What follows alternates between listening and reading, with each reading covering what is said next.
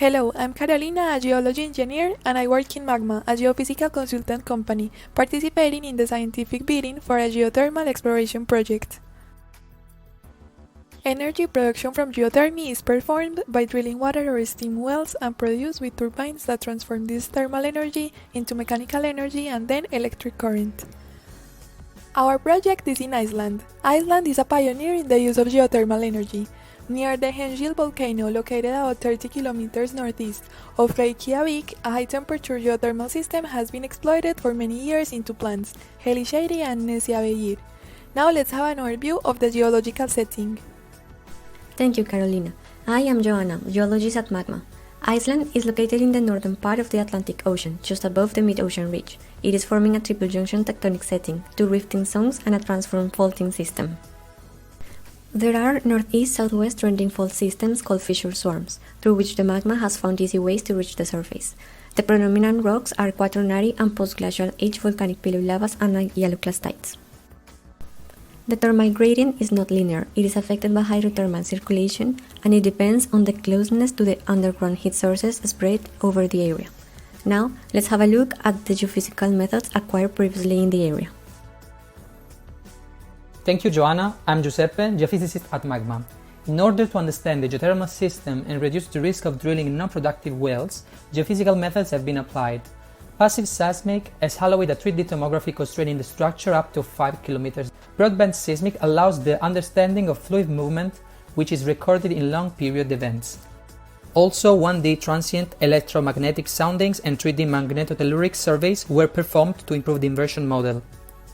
GNSS and INSAR data have been integrated for a better understanding of the deformation in the Hengil area. Surface deformation signal, corrected for the regional contribute due to the plate tectonics and magmatism, has been well correlated with production data and only partially with temperature variation. Main surface deformation are located near two power plants, Helisheiði and Nesjaveggir, suggesting an anthropic contribution to the subsidence. All the methods show a shallow anomaly around 2.5 km depth, aligned with the trend of the hot springs, and a deeper anomaly below 3 km depth, which was interpreted as the heat source of the Hengil volcanic complex. Back to you, Joanna, to highlight the risks of the project. Thank you, Giuseppe. The risk can be of two types. On one hand, we have the project risk, such as high drilling cost, the challenge of finding a good permeability area, the safety of an area with intense volcanism and seismicity. And on the other hand, we have environmental related risks, such as surface deformation due to subsidence and induced seismicity due to reinjection of recycled water. Now, Carolina can close with the recommendations for this project. Gravity and aeromagnetic data to better delineate the structural features of the area, very important for a new successful exploration drilling. The integrated interpretation of gravity and resistivity anomalies could better constrain the delineation of the deep intrusions acting as a regional heat source. Higher resolution passive seismic, increasing the network of stations and performing the waveform tomography rather than the trial time one. It will provide additional information containing the amplitudes and phases of the waves, useful for a more precise location of the heat source and the depth to encounter the supercritical fluids.